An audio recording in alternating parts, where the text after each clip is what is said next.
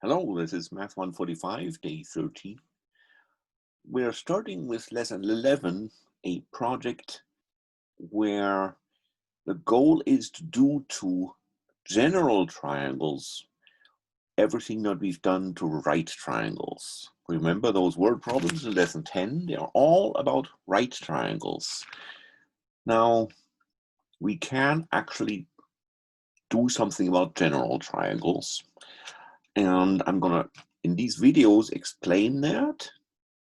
So we'll end up with a formula, a couple formulas, and they're called the law of sines and the law of cosines, and some consequences. And then we'll do applications in lecture.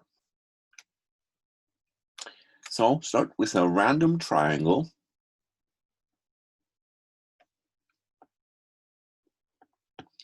ABC. And you label this standard notation. This is side A, that's side B, that's side C. And then we split it into two right triangles with an altitude, like that. The altitude, got to have a name, call it H. And we'll adopt a convention that the book does all the time. We're going to write capital A for the angle at A.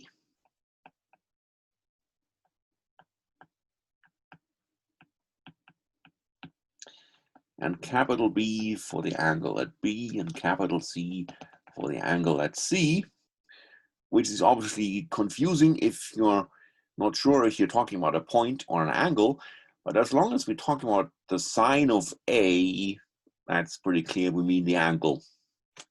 So it will be not confusing, it rather saves notation, makes the whole thing clearer. So we can say a couple of things using those two right triangles. We know the sine of A, the angle at A, which is here, is H over B, opposite leg divided by hypotenuse. The sine of B is H over A, again, opposite leg divided by hypotenuse. In that triangle with this right angle, let's write that down. The first line is because triangle AFC, when F is the foot point of that altitude, AFC is a right triangle. And the second line is because the triangle FBC is a right triangle. All right, you got two equations. We can divide one equation by the other and the h's will cancel out. So I get sine A divided by sine B is H divided by B divided by H over A, which is the same thing as multiplied by A over H. H's cancel and you got A over B. You can rearrange this. Shuffle it around, sine A over A equal sine B over B. And then you can rotate letters, okay? The letters have been put there by humans. We can't change them. The realities stay the same.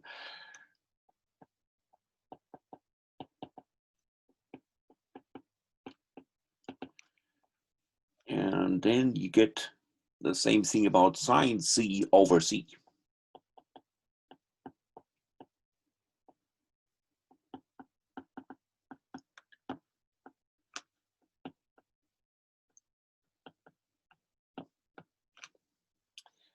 That's the law of sines. Deserves its own color box.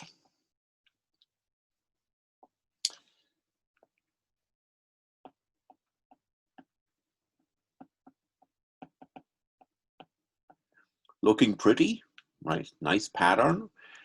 In words, the ratio between sines of angles is always the same as the ratio between the opposite sides, the sides opposite those angles. So that's expressing the equation at the top of the screen right now. And we've rewritten it so that we can rotate the letters better. That obviously gives you some leverage. When you're given two clues in a triangle, you can calculate something else, like, you know, the side A, the side B, and the A, the side lowercase a, and you can calculate that lowercase b. So let's do one example.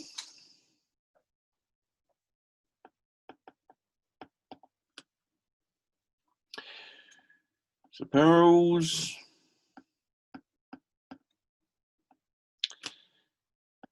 ABC is an isosceles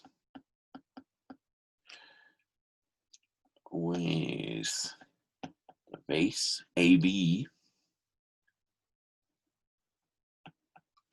of length 12. The angles at A and B would be the same, or congruent. We're going to have a symbol for congruent. And the equal sign with a twiddle, that's usually taken to mean they are congruent.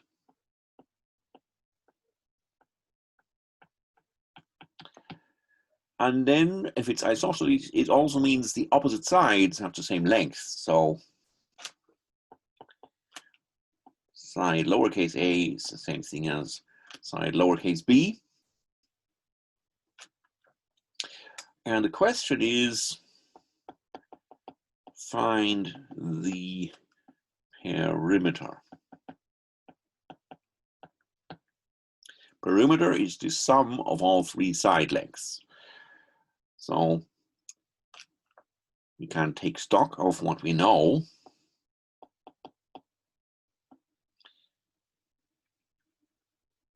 Oh, I meant to say that the angle at the vertex C is 32 degrees.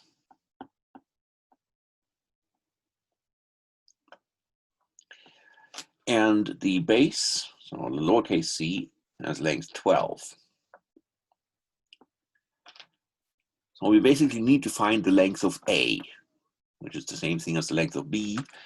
And the law of sines says sine A over A equals sine C over C. We got to work out the A, the angle at A.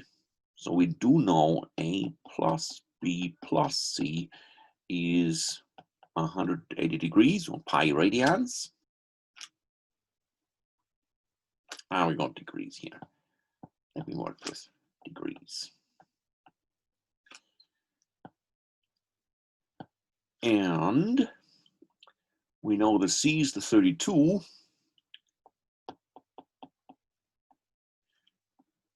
So 2 times A is equal to 180 minus 32, which is 148.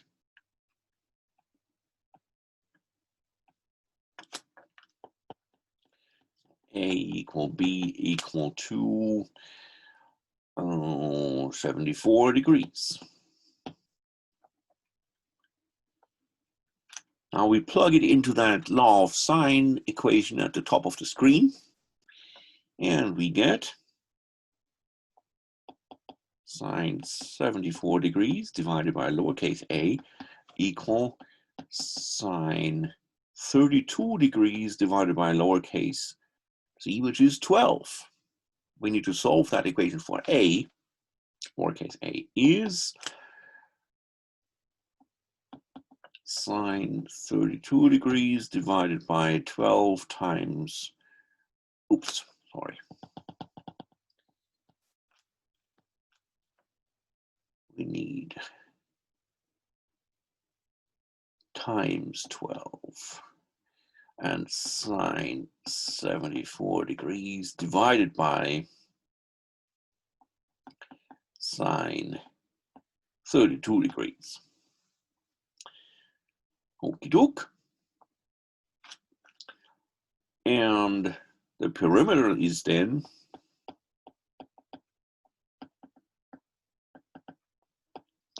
2 times a plus lowercase c.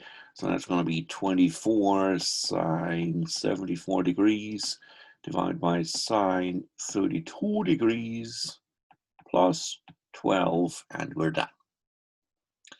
I should mention that it was possible to do this by just using the two right triangles. If you divide this triangle into two congruent right triangles, it's basically retracing the steps that led to the law of sines, but this is more convenient. Okay, another example, same triangle.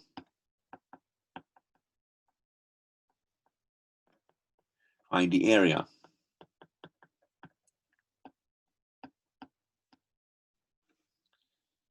Isosceles at the vertex C, we've got angle 32 degrees. At the base, we've got two angles of 74 degrees. And generally, the area is base times height divided by 2. We know the base is 12. We just need to calculate that height. And the height is what?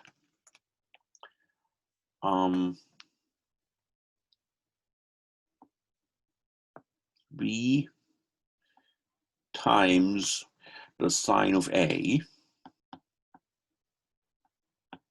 So we could use that. We have a formula for lowercase b or lowercase a. And that's a little confusing. Okay, I'm sorry. The b here in the general formula for the area is the base. The height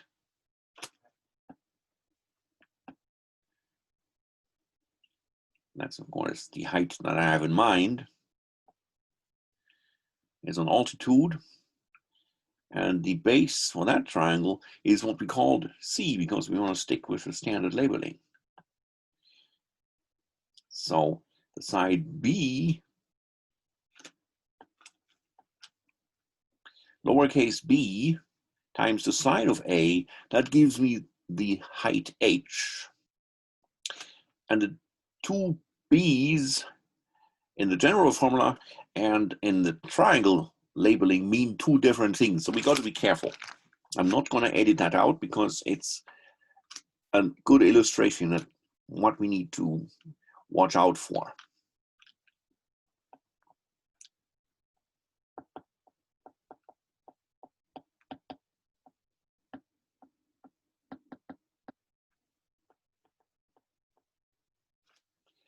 Different from that in the general formula.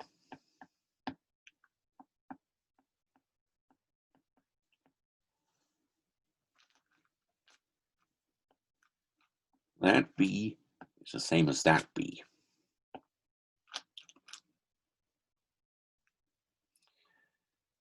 All right, we had a formula for that B with the red circle when we calculated the perimeter. It's the same thing as the A. And we sure could use that. I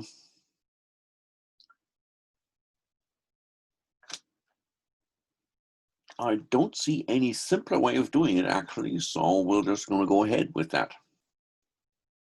So what do we get? Area is 1/2 times the base, which is the side lowercase c.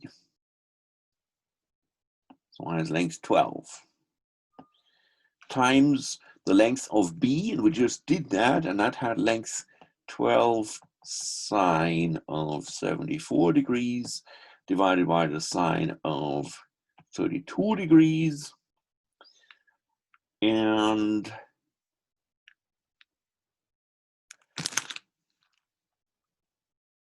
well, that's again the length of the B. Let's put a red circle around it, times the sine of A.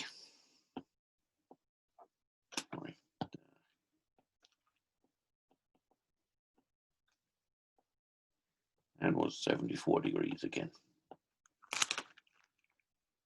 Whew. Oh, complicated? Yeah, but feasible. Just to give you another application, how nice it is that we got a good formula for this length of side A and B. That video was long enough. This is going to be it for today. We'll do more applications and the law of cosines in lecture.